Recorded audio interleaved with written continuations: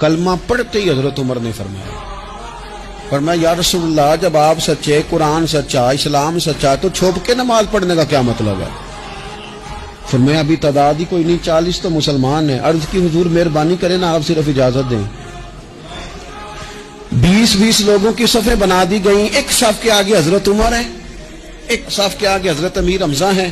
जनाब उमर कहने लगे चूंकि आप अल्लाह के रसूल हैं तो लिहाजा नमाज भी आज अल्लाह के घर में पढ़ी जाएगी।